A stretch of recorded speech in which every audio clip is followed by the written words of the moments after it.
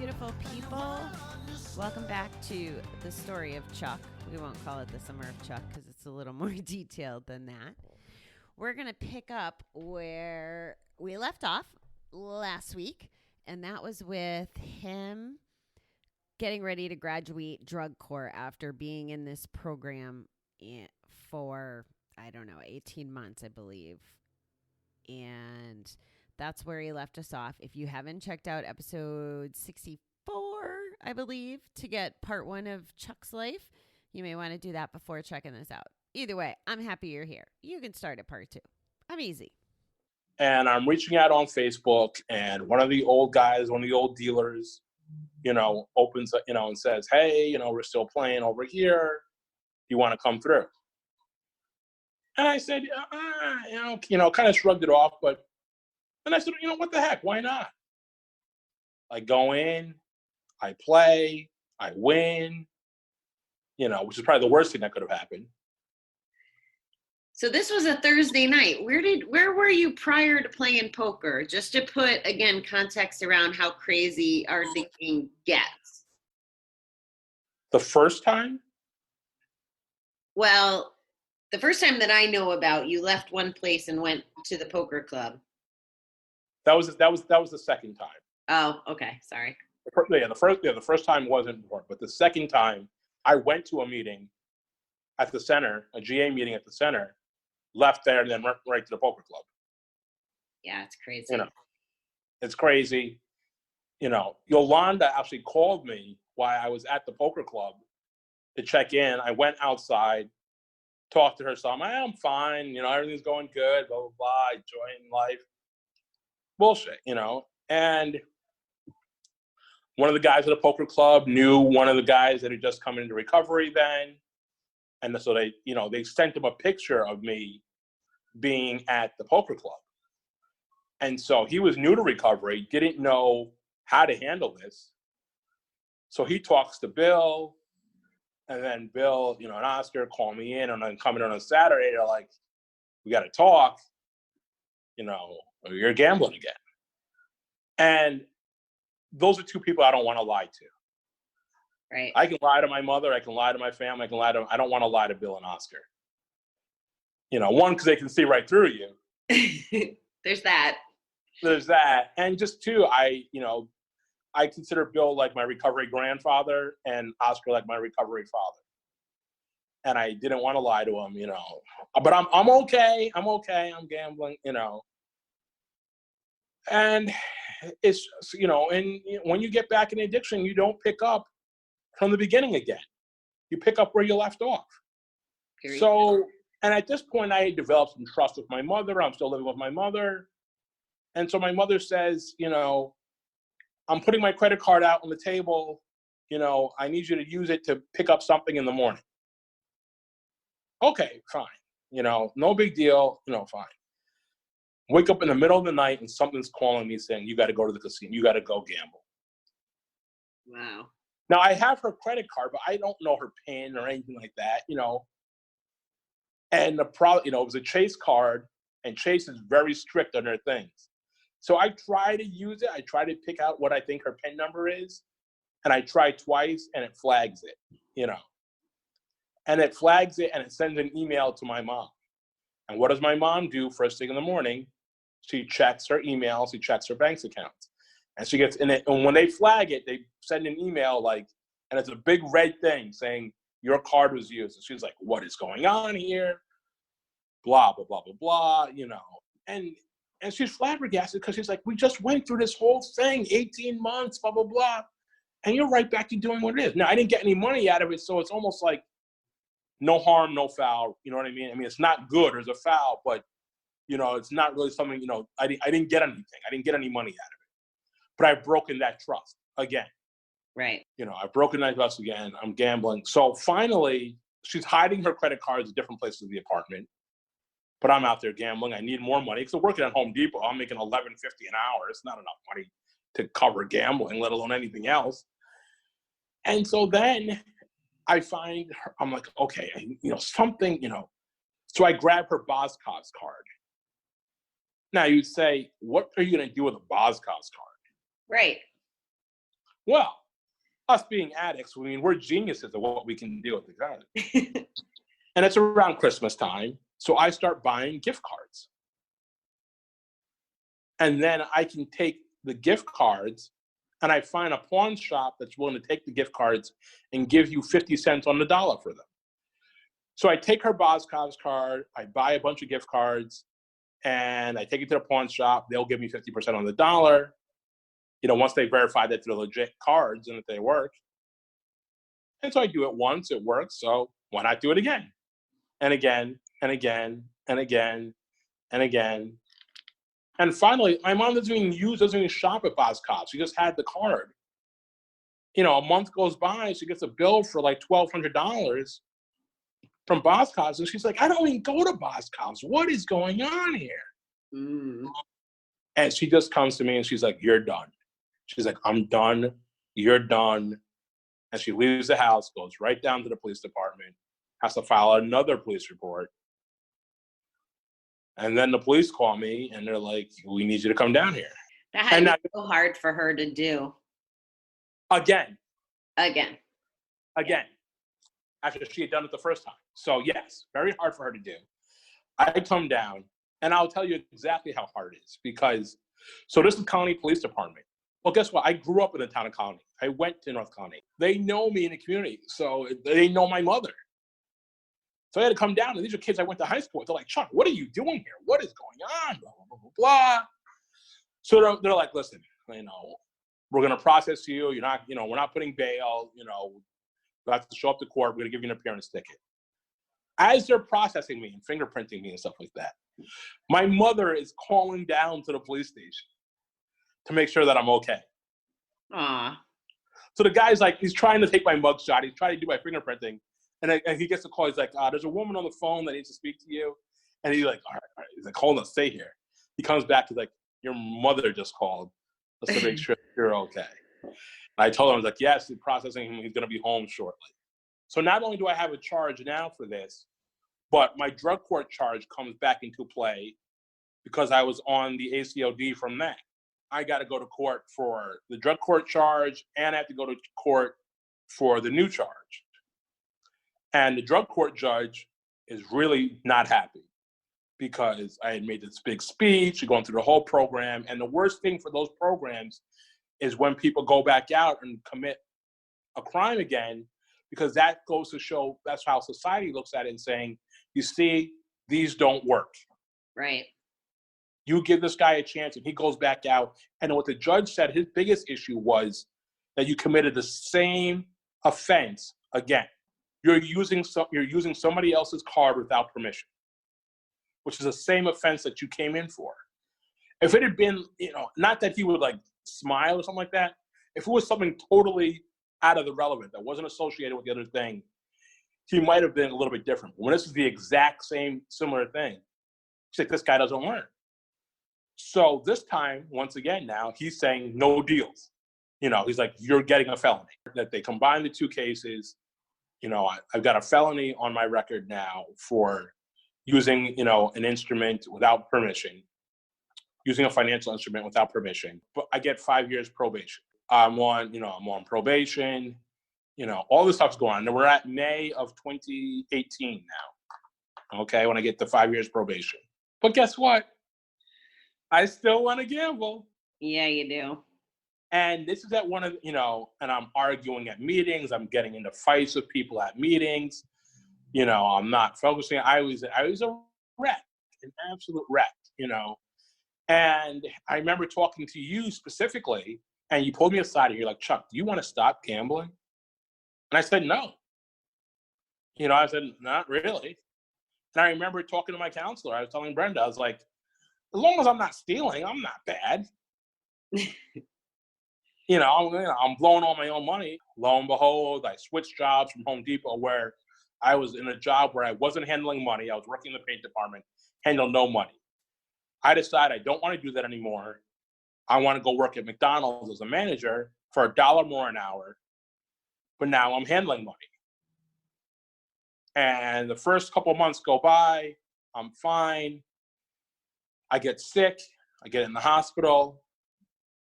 I come out. but now I can only work part-time. So take us through this, because I want to spend some time on your recovery stuff too before we run out of time. So get us to there. So bottom line is that I end up taking money from McDonald's as well.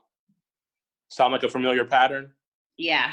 So the owner of McDonald's sits me down, and this is September, and says, hey, I know you've been taking this money. I'm giving you 3 days to come up with the money. Now, I don't have the money that I've taken. Right. And so I reach out to, somebody you've had on this thing. I called Brett, who has been very close to me, and we were close friends. And in the back of my head, I'm hoping that I can convince Brett to give me the $1,000. That ain't happening. That's not happening. But, I'm an addict thinking it, so this is what I'm thinking. So Brett says, well, how about, we try to call the owner. The owner doesn't want to talk to anybody else. He'll talk to me, but he doesn't want to talk to anybody else for me. And Brett's like, it's like, you got to tell Bill, because I'm on probation. And so, we talked to Bill, we talked to Oscar. We got to bring my mother in, because I told my mother that I got fired, but I'm like, he just fired me for no reason. And she's like, but he kept you on, da-da-da. It's not making any sense. So I bring my mother over and sit down with Carla and Bill, and I tell her the truth. And she's like, I can't help you. She's like, I don't have $1,000 to give you. And if I did, I wouldn't give it to you right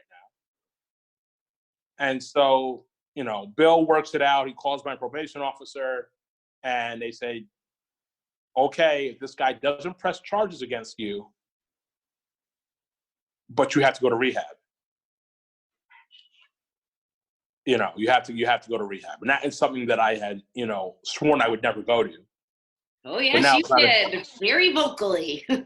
Yeah. Oh, I'm not going. But here are my choices. You know what I mean? And so I go to St. Lawrence, was right by the Canadian border. You can literally almost see Canada from there. And my parents drive 3.5 hours to drop me out there. And the place is like desolate. It looks like an institution when you're getting there. There's nothing fancy on the outside, nothing. And my mother's crying as we're going in there. We're sitting in the lobby waiting to be intake. And my father says to me, you're my first son. I love you, but we're not doing this again. If you can't get your life straight, you're on your own. And my mother hugs me. She loves me. And they're like, we got to go. We got a 3.5 hour drive back to Albany. And that was a tough place to be, So from what I know, that particular place, as well as I believe we have 5 other maybe in New York, they're really drug and alcohol centered, right? Like, it's not like when I went to treatment, there was a whole wing for gambling. And it was when you and I kind of compared notes, it seemed that it was very by the book in my world. Like, we couldn't even watch TV or sports or, there was a lot of rules. And I didn't get that impression from where you were. They were by the book for drugs and alcohol, but not for gambling. Okay. Can you notice I keep just tying it back to how society as a whole, even whether it's treatment or people, they don't know. Gambling is a third rail, and it's still considered not a real issue. Right. We're going to change that. We're going to change everybody knowing that. Okay. I'm sorry I interrupted, Chuck. So you're at St. Lawrence. Yeah. So I'm at St. Lawrence, and, I've never been to jail, and I've never been to rehab before. So this is a whole new experience. And when you first get there, they kind of pretty close to strip search you. Not quite as fully as in jail, but they get you down to your boxers and stuff and making sure that you're not bringing anything, illegal in there. Or even cigarettes are considered illegal, so you can't bring, And so the funny part is that normally they take your clothes from you, all your clothes from you, and so they run it to like a hot box to make sure that you're not bringing in anything that could bring like bed bugs or anything like that. Because some people are coming straight from the street, everyone's coming from different environments. But I'm a very big guy. So they don't have a gown to fit me. So they're like, all right, you can pick out 2 pieces of clothing, a pants, sweatpants and a shirt, and a t-shirt, so that you can go around in that because we don't have a gown to fit you. But it's, part of it, it's like, you're like in a college dorm room again, and they stick you with a guy, they stick you with another person, but everything is you have some freedom, but things are pretty regimented. There's a time you got to be up to eat, time that you eat lunch at the same time, blah, blah, blah. Your day is scheduled out at the same time all the time. Did you learn anything while you were in there? That I didn't want to be there anymore. You didn't want to be there before you went. Yeah, but I knew I didn't want to be there, period. And the interesting part was that it is voluntary. So if you're not court mandated, you don't have to stay there. Okay. So, I give it a couple of days, and the problem is that they didn't get to me right away with giving me a program because they're not used to having a gambler in there. Right. So it took them a little while to come up with the program for me. And most of my program was doing it on my own. They gave me books and things and workbooks and charts and stuff like that for me to work on my own. Gotcha. I had a counselor and I met with her, basically every other night. I didn't, there was never anything that was centered around gambling. Everything was, gambling was just another addiction. It's just like all the other ones. Right. And there is some truth to that, but there is a difference as well. There is. And the other part that they didn't take into consideration was that in our free time, guys played cards. We watched sports. Now, I wasn't a sports player, but they're what the World Series is on. And, people are making dollar bets on the games. Now, to be honest, the sports betting doesn't bother me. It doesn't affect me. But I'm like, God, they won't let people have cigarettes here, but they'll let them, this is fine, regardless if you have a compulsive gambler in the house. Yeah. And I didn't want to do anything to piss off everybody else because I said, if I said this really bothers me, and they take all that away from people, then you're the bad guy. Then they're not going to be happy with me. You have to educate more, and you have to have a real program for them. Yes. You can't just say, we'll take gamblers and then lump them in general with, you have to have some more specific things.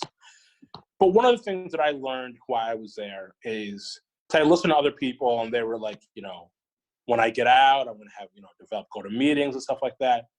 I had the whole recovery support system at home waiting for me. I had the center, I had GA, I had counselors, I had all the things around me. I had family support, I had all this stuff, but I wasn't using any of my recovery tools. My mom at home was talking with Carla, and they're like, what are you going to do with him when he gets out? And my mom was like, we can't have him come back and live with me again. That's not going to work. So I ended up it's a 30-day program there. I did 18 days. I only wanted to do 14 days. A counselor said, well, why don't you stay? We'll do 18 days. So I come back home and, and I'm expected everyone to roll out the red carpet for me and be so proud of me. And they're like, you're home already? You're home or, and they're not, my mom, literally on the car ride home, I went to a meeting. It was a Thursday, and I went to a meeting. It was the first thing, the Thursday night meeting. And my mom told me in the car, you have a month till you have to move out. Oh, I remember how you handled that.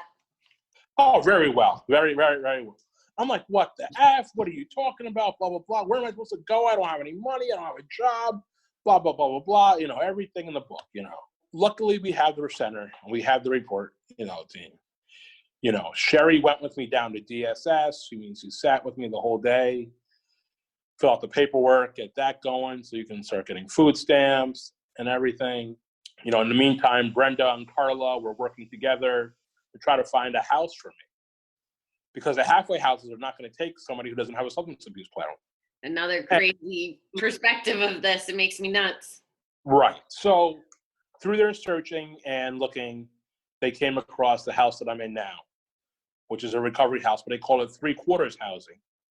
It's not as restrictive as a halfway house, but there still is it's a recovery household, so there's no drugs or alcohol allowed or gambling.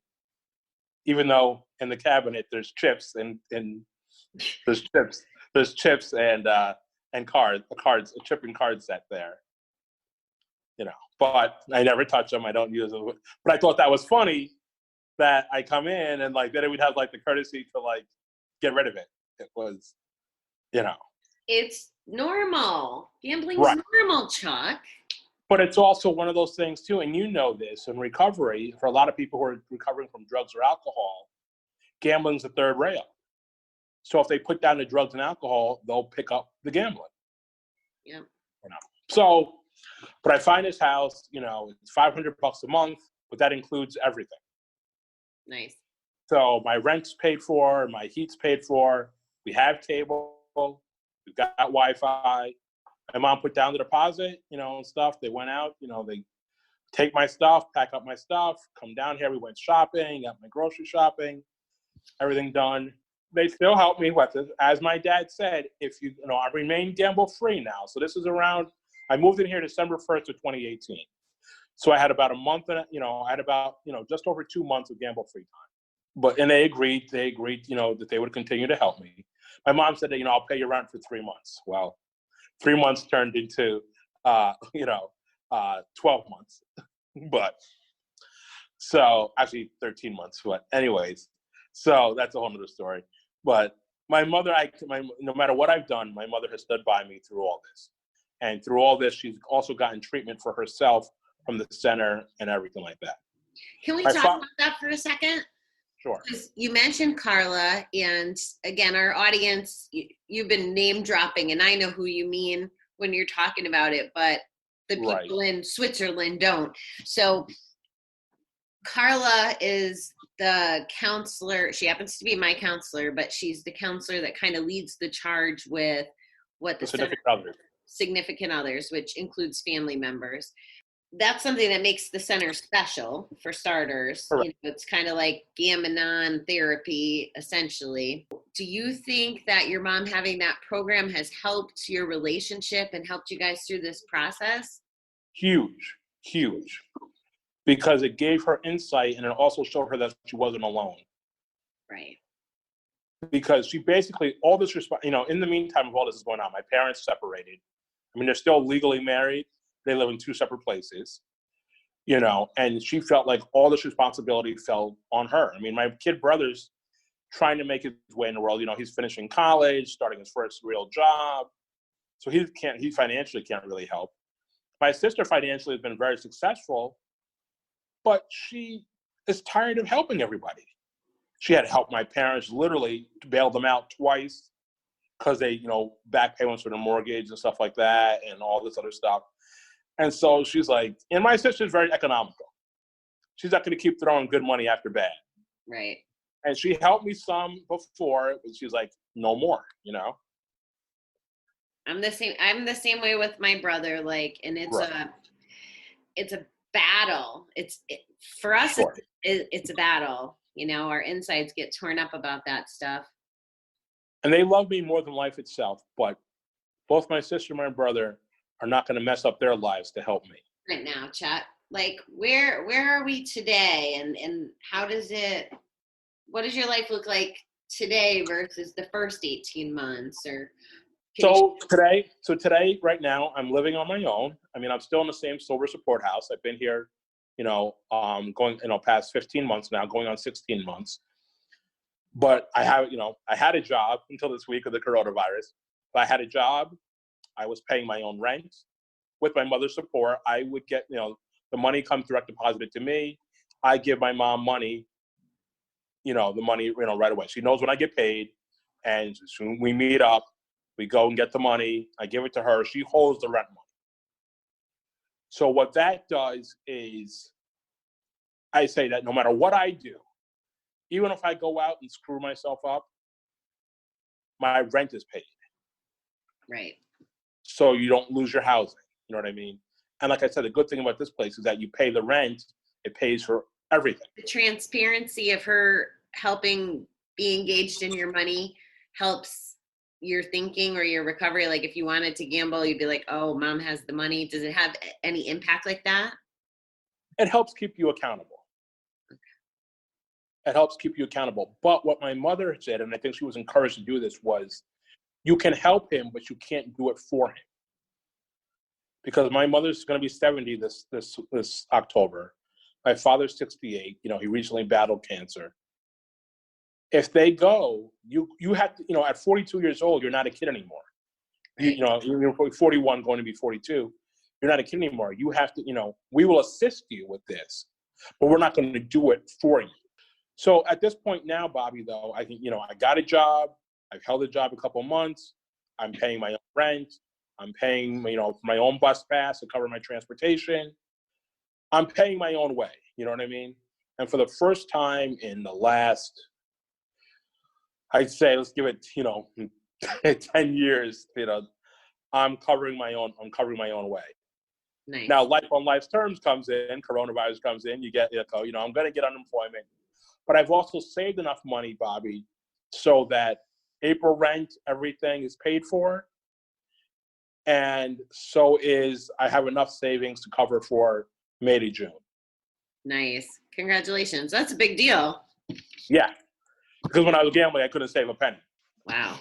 So that's the difference. You know, I've got 18 months. And what I'm doing now, Bobby, differently is, like I said, is that I'm setting up my life for myself. That and one of the things that I embrace that with this time that I have, which is really rare, that you're going to have time, you know, unlike when I had the summer of Chuck and I had a big check for 30 grand and I'll stop and collecting unemployment. I see that I'm going to be collecting unemployment. I have my needs are met.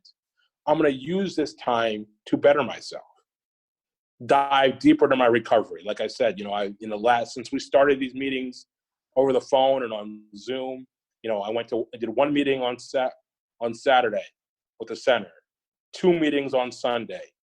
No, wait, we did one meeting on Saturday, 1 meeting on Sunday, 2 meetings yesterday, probably do 2 meetings today. You know, and I remember people in long-term recovery saying how many meetings they went to. Oscar always talks about.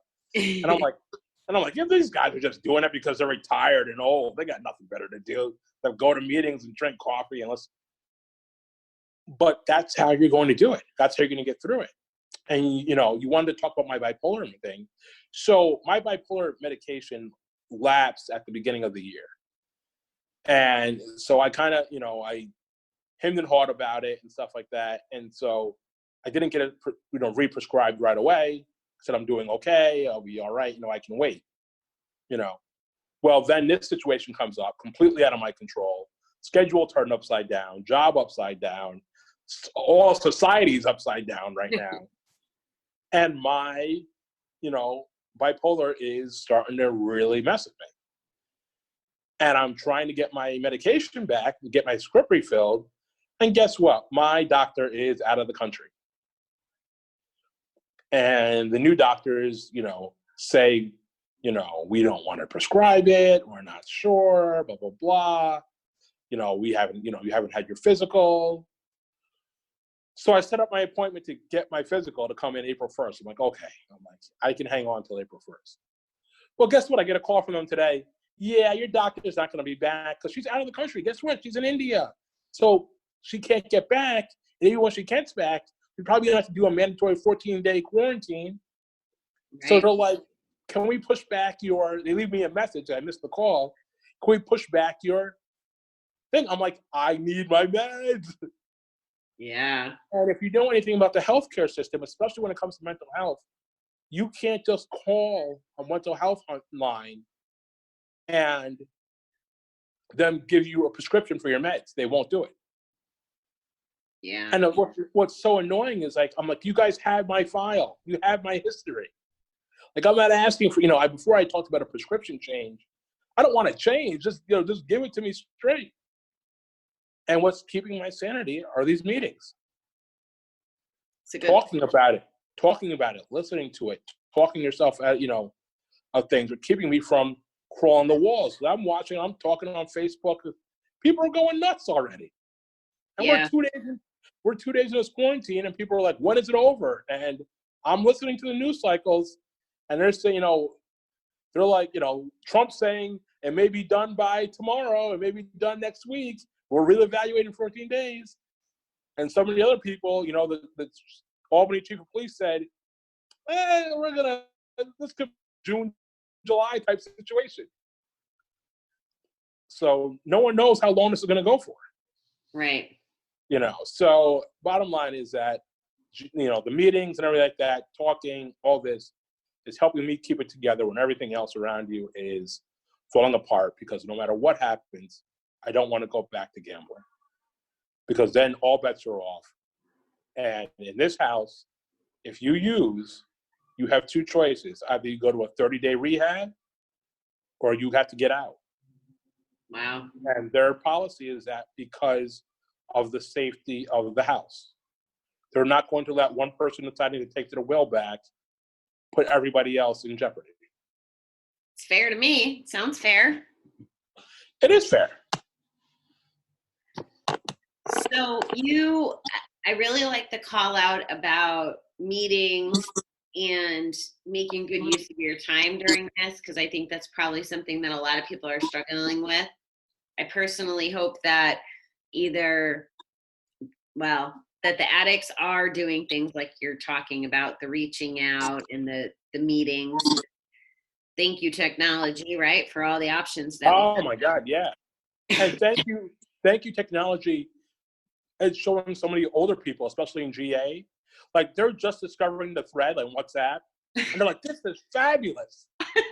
And I'm like, we've been doing this for like 2.5 years at the center. Really? And you have some of them that are so stubborn and so old school that they're like still, like one is still showing up to the church and like, I'll be there to open the doors, because the whole idea was to never have the doors closed. And they can't conceive of this notion of the doors being closed. Chuck, it sounds like you've learned a lot of different things from your experiences, both sets of 18 months, for example, being aware of what happened and how treatment was up in St. Lawrence, the center versus GA. It sounds like you have a lot of tools. I am curious, other than meetings, what other things do you do for self-care? Well, one of the things that was suggested to me is that I get a routine. And I hate having a routine. Chuck wants to do Chuck when Chuck wants to do it. But I learned that I function better when I have a routine. And if I look at the totality of my life, I made it through high school, through college, and through the first several years post-college, pretty straight through with no real major issues, because I had a routine and a playbook and I knew what to do. I knew what came next. After I graduated undergraduate, that playbook got taken away. There was no playbook of what to do with life. It's kind of just go out and do it. And then as I, changed careers, like I said, I went from teaching to restaurant business and all this other stuff, I changed. The other part is that I didn't have a mental illness when I was younger. It may have been there underlining, but we never knew about anything of it. It never even came up. And after I graduated college, which is normally the age for people who have bipolar 2, for men, it's about that age. It's about 22, 23 years old when it starts to show up. For women, it shows up a little bit earlier, usually in their late teens. So when that kicked in, I didn't know what was going on with me. And so you add that in the gambling, you add that in with the restaurant business, the volatility, and all that stuff is a perfect recipe for disaster. It sounds that way. I have one other question for you. Sure. If you were speaking to the moms or the family members of an active addict, what advice would you give them? on how to deal with us? I would say, one, take a breath and prepare yourself that this is going to be a long road. Is there anything they can do to help? Yes, educate yourself. Okay. The more you educate yourself, the better you can not only help them, but help yourself. And why I was away at St. Lawrence, that's what my mother was doing. She was really educating that, because she had kind of coddled me and, let me live with her and all this other stuff. And she was like, she didn't want this to happen again. So what has to happen to move out? You know what I mean? And she didn't want to put me out on the street, but she's like, I don't know what to do with him. I mean, I got a 40-year-old son who, you know what I mean? And he's an addict. What do I do? Where do I put this guy? You know what I mean? I don't want him to go to jail. I don't want him to be on the street, but I can't have him live with me. So, find resources, educate yourself. You're going to have patience with this recovery trip. It's not going to go smoothly. And there's going to be setbacks. Yeah. And the more you're informed, and the more you prepare yourself to do that. Also, you have to put boundaries. You have to put up boundaries and say, okay, my help only goes so far. When my father said, when they dropped me off, we're not going through this again. We're not doing this again. I know what he's saying to me. You know what I mean? Right. I know what he's saying to me. And I don't want to know. I mean, my mom supported me financially. She paid my rent this whole time, since I've been here, until I could get a job and support myself. She's not doing that again. Right. Because people were telling her not to do it this time. But, they weren't. Chuck can't pay his rent. That's Chuck's problem, and he's got to figure it out. But she wouldn't leave me alone as long as she saw me progress. And I made a lot of progress, Bobby. I stayed gamble-free. I lost 70 pounds this past year. I, have stayed, myself in a course. I've gotten myself, well. I found myself a new job, permanent job. So I've done quite a bit. I had to do the work. I had to do the steps. I learned to take the bus. When before they were like, Mom, I got to use your car because I can't get there on the bus. Well, now I don't have her car. And I've had to find a way to get to bus, get to meetings, get to places, share rides. By hook or by crook, you would gamble. By hook or by crook, you got to get to work, you do all your things. And I learned the bus system. I learned it, I've done all these things. So I've learned how to be self-sufficient again, which is stuff that I knew how to do before. But when your addiction comes in, it retards your development. It takes somebody who is a well-capable being, college-educated, master's degree person, and turns them into almost like a big baby. Yeah. Who can't take care of themselves. The disease doesn't discriminate, Doesn't matter how smart you are. No. No matter what it is. And that's one of the things that, and I remember my aunt would constantly talk to me. She's like, you're a smart person. It can't, it doesn't matter how smart you are. We're amongst a lot of smart people. Tons. Yeah. Brett's a PhD, Bill's well educated. You know what I mean? It doesn't matter, And it turns you into somebody that you can't recognize. Yeah. Well, is there anything that I might have missed that you want to share? Well, let me tell you, one time when I think we covered a lot of ground. I think we covered a lot of things to get us, here. And I would just say to the addicts out there, gambling addicts and all addicts, keep coming back. Sooner or later, hopefully it'll take. But also, you have to put in the work. I love that. That's great advice. Because, one of the things that, and I reached out to you, you said you were placing that order to get materials. And I had wanted one of the blue books.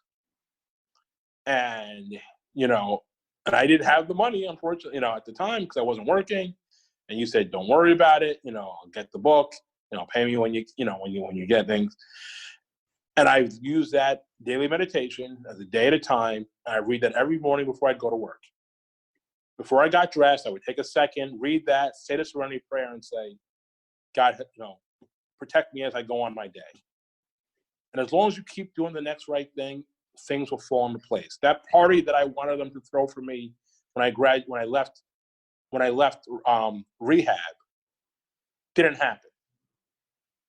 But 6 months later, my sister was able to say, "You sound better, you look better, you feel, you know." My brother was able to say, "You sound better." My mother was able to say. Even my aunt, who was the most critical person in the world, saw me after a while and said, "Wow, you've lost weight. You look good. You know, sounds." You know. So they're not going to tell you when you want them to tell you. That's why we have the recovery group. That's why we do the celebration, because we know that one day is something to celebrate about. Mm-hmm. You know, so that's why we do, you know, the recognition Mondays, celebration Mondays. You know what I mean? That once a month or once every other month. We know the small milestones around the way because you're not going to get that from your family.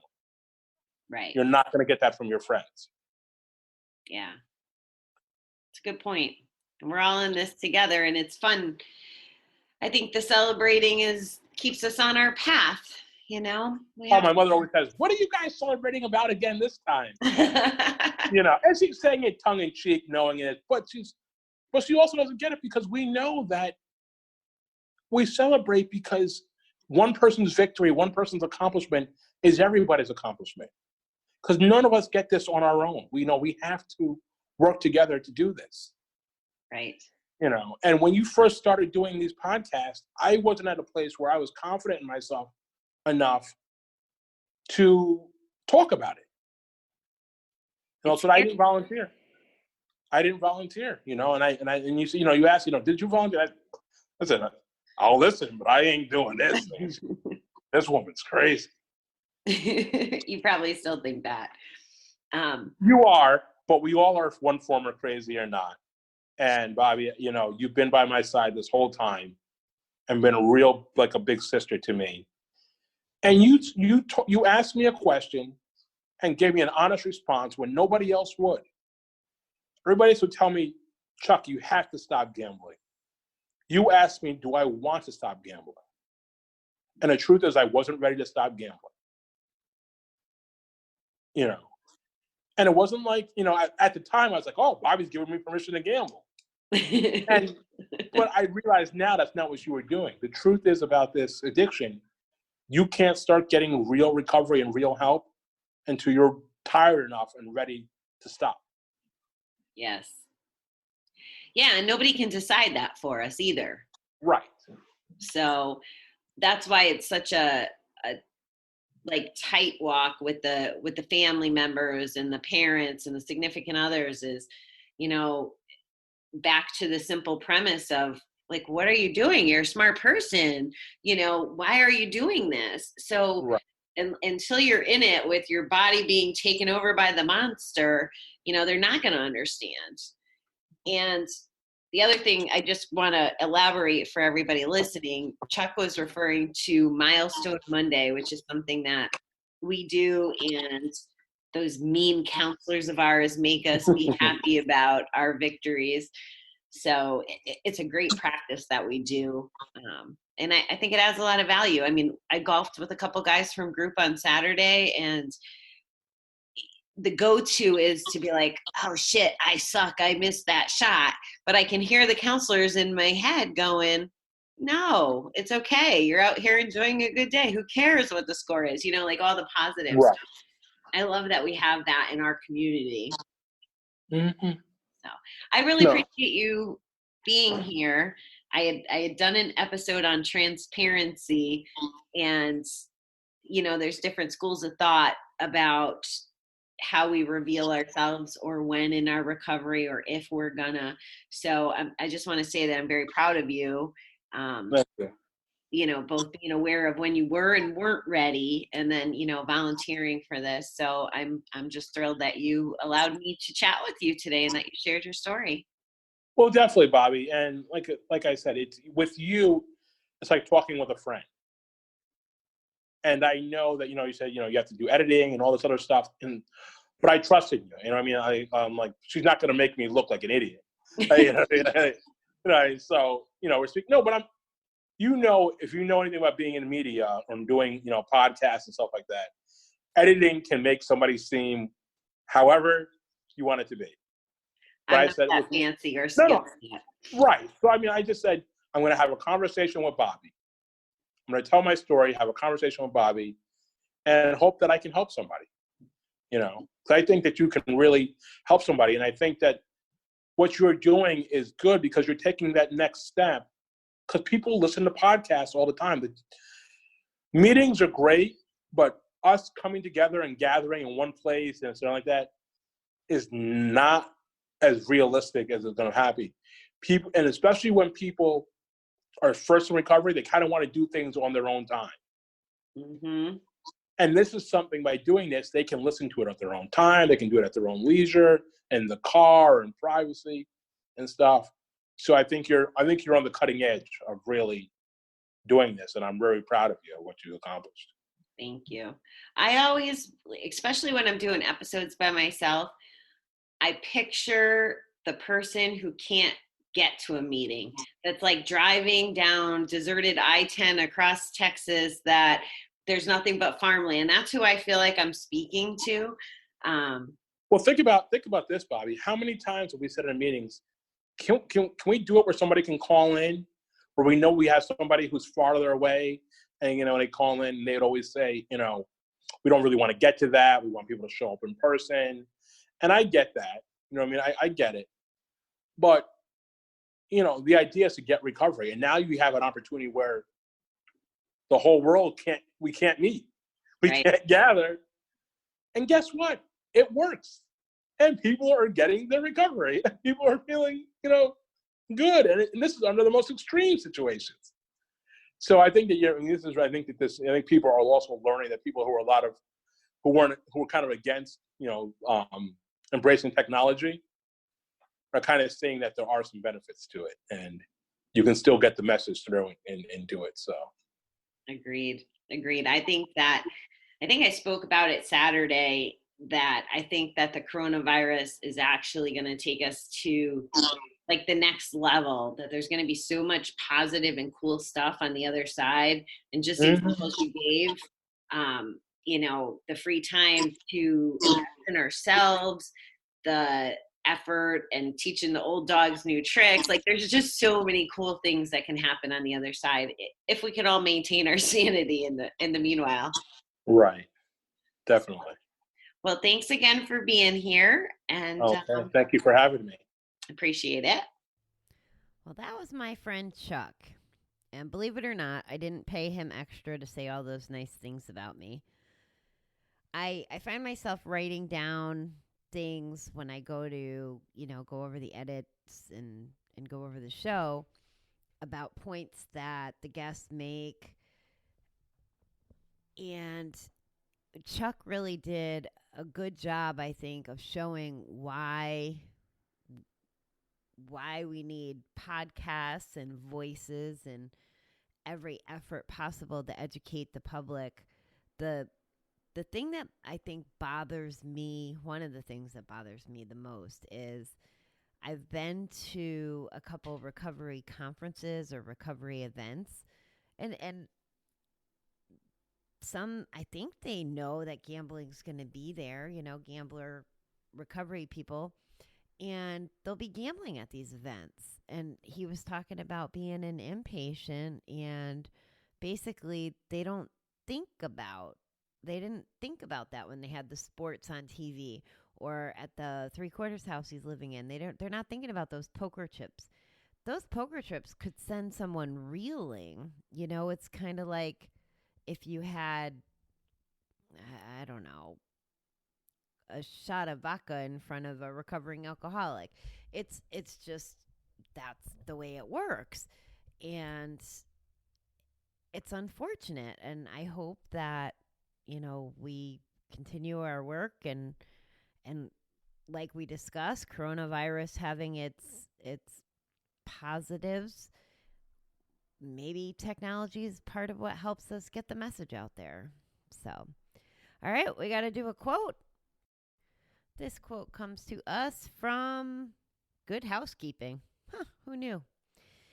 Difficult roads often lead to beautiful destinations. I think we need to think that about the virus. I think we need to think that about our journeys.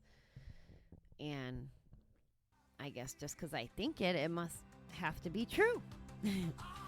Anyway, have a great day, night, morning, whenever you're listening to this. And I will catch you next time.